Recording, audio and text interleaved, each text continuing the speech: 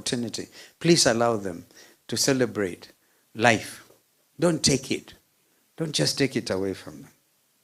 Let this be the spirit that guides our nation, not the accumulation of power, but the courage to serve with humility and with love. Let us work tirelessly to ensure that no family waits in vain for justice, and no voice crying out for accountability goes unheard. My fellow Kenyans, fellow patriots, so reflect on this season of hope. And I thank the pastor who led us in the reflection, finding God's purpose. What is your purpose in life? And reading from Jeremiah 29:11. Well, so reflect on this season of hope. Remember, faith itself is substance of things hoped for and evidence of things unseen. So we must keep faith and keep hope. We must also confront the challenges that test our nation's spirit. I think you've been trying to do that. I heard Senator Manzo today, confront, challenge. Mheshimiwa Senator, Mheshimiwa Susan Kiamba, I don't know that she's still in the house. She confronted, literally, excessive use of power and abuse of language, calling leaders that they have no brains. They have no brains. Well, I want to tell you that we have some brains, and Kenyans are very clever people. And even our children have also gone to school. We stand, I cannot speak of hope without first acknowledging the harsh realities we face today. As we close this year and look forward to 2026, we must be honest about the state of our nation. That's why Manzo spoke the way he did. We stand today at a critical juncture in our country's history. The economic burden placed upon the shoulders of the ordinary mwananchi by the Ruto regime in just 3 years is not merely heavy, it is unconscionable. We are witnessing a systematic erosion of the dignity and of livelihoods of hard-working Kenyans across this great republic. Men who keep on crying and they look forward to January now, there will be a further aggression, raiding of the payslip with increased payments to NSSF. And you know what they want to do? They say they'll ring fence those monies. When they sell the national oil pipeline, when they sell Safaricom shares, when they sell other state parastatal bodies, and they put that in what they're calling a ring-fenced basket, because they realize that they cannot increase taxes next year because that would be suicidal for them. They know this. So another way of taxing Kenyans is to put this money, say we are selling it, these parastatals, we put in this in order to perhaps plug in the hole that they would have otherwise filled by overtaxation. They know, they're clever, they can't. You have heard Minister Badi say, we will not touch, because they know. But as they refuse to touch, they are touching.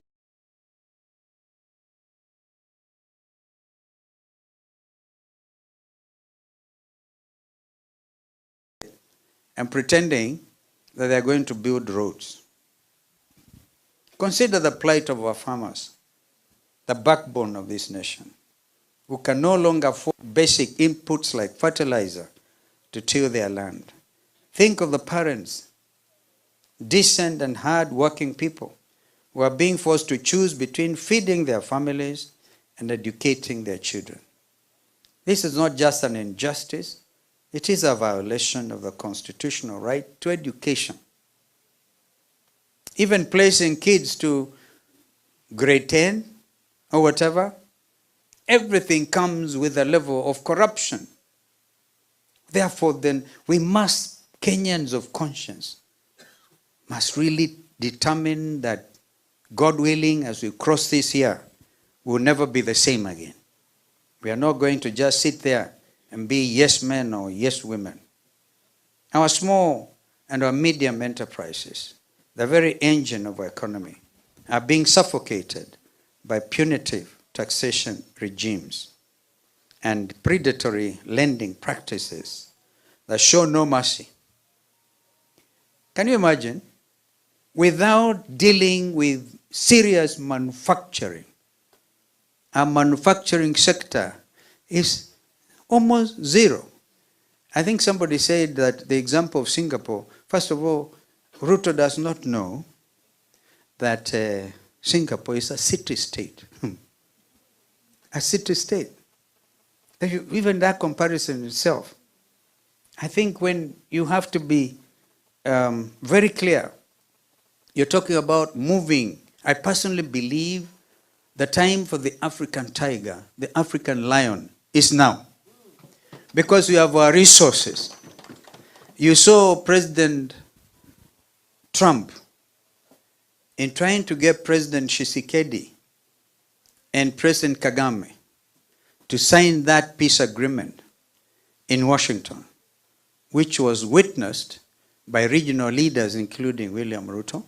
I remember the president of Namibia was, I think, Angola, Namibia, the president of Burundi. They were there, but because William Ruto is chairman of the East African Summit, he also had to be there. Trump made it clear that the reason he's pushing Kagame and Tshisekedi to sign is because the US is interested in the rare minerals, the mineral wealth of this continent is unimaginable. It can shift Kenya to another level, not just Singapore. Not just Singapore. And so we know this. Leave alone the DRC. In Kitui, you have huge deposits of copper. And the prices of copper have been going up. If we got this copper and it is quoted in reputable stock exchanges, that will be enough to clear our country's external debt. I hope you hear what I've said. So when Ruto says we have no agenda, this is how we want to make this country great. We will not follow other examples, because those are Asian tigers. Thailand, Malaysia, Singapore is in that category. In Malaysia, the dominant communities are the Chinese and the indigenous Malays. That trade continues to the Orient countries, including China. So we have to get our own act together as Africa. East African Community Service collapsing under the chairmanship of William Ruto. He's supposed to have handed over the chairmanship to Mama Suluhu. Mama Suluhu itself is having stress. We are living in a stressed environment. So, William Ruto should stop misleading Kenyans to a dream world which is not real. Without an important cornerstone, which is peace, Kenya is living peaceably. After 3 years in power, people in his backyard are getting killed in the boundary between Narok and Bomet. We have witnessed an alarming erosion of our democratic institutions. We again heard it from the senators here and other leaders, members of parliament, except our own members of parliament. I must thank them, the 20 plus of them, together with a few who refused, although they were elected in UDA tickets, mainly from Mount Kenya region. They refused to be state captured. We need to give them a clap, because that is the remnant. The rest of you are state captured. The independence of the IEBC is self-compromised, as we saw clearly in the recent by-elections. And we're dealing with that. We are really dealing with that. The judiciary faces mounting pressure, but this is the last beacon of hope. And we hope our judiciary will hold on. Key national assets, the JKIA, to Kenya Pipeline, to Safaricom, to ADC, Kenya Ports Authority itself. And I was hoping, rather than selling off KPA, please go visit Singapore again, William Ruto, and see how the port of Singapore, major transition in terms of handling world logistics, the port of Singapore stands out clearly. These are being auctioned off to the highest bidder, and I think that the highest bidder includes, and this is what is unacceptable, right? Those representing those in authority. They are hiding, they are actually selling to themselves.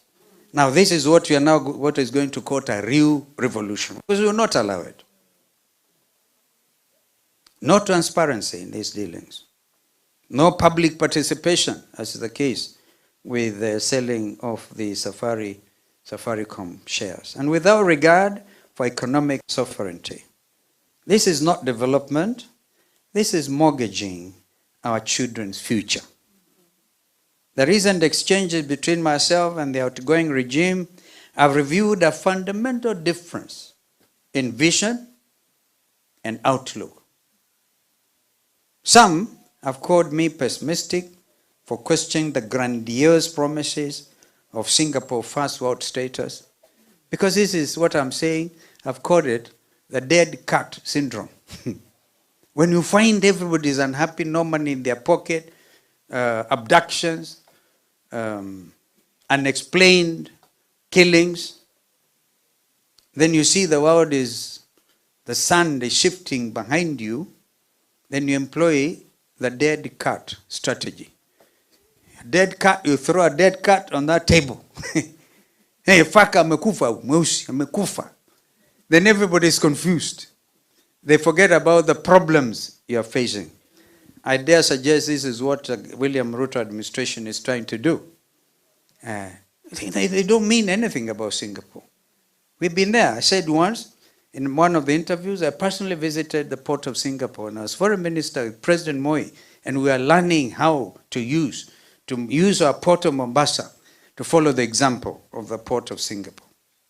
Nobody is against making Kenya a first world country. But let me tell you how we make this country. Those who are saying what has he done in 40 years, by the way, I must tell them, 28 years, yes, straight, as a member of parliament for Kitui North, member of parliament for Mwingi North, and then of course I went in as deputy, assistant minister, deputy president, minister in several of those ministries. A lot of people find it difficult to put down my CV. Paloma has tried. I keep on correcting her every sentence. Within 28 years, well, William Ruto has been deputy president, leave alone being MP, for 10 years as deputy president. I did only one term under Kibaki. All right? And he's already done another 3 years. And when he was deputy president, it was when he was putting brakes, like Philip Kaloki has just reminded us about that road from Kibwezi. By the way, Professor, that road was supposed to move from Kibwezi to Mutomo, to Kitui, to Mwingi, right? To Mwingi Kanduya, to Sekuru, with a portion of it cutting across to Gatunga and Maua, linking up Isiolo. That's an important artery. That's what Ruto has been playing around with. And now coming to the region to say, I'm doing this road from here, I'm doing this road from here. The same project, the same contractor, Sinohydro, the same that we launched. And they refused to pay Sinohydro. That is why there was stoppage between Kitui and Mwingi, the 17 kilometers, which got Mheshimiwa CNN confused. All right? And he had to go beg, because he was told, if you impeach Gachagua, I'll do your 17 kilometers. That is part of the same road.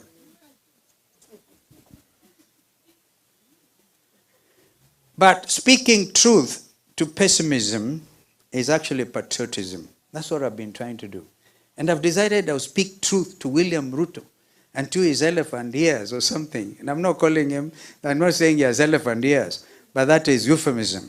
Until they listen. And if they don't listen, of course we throw them out. Democratically.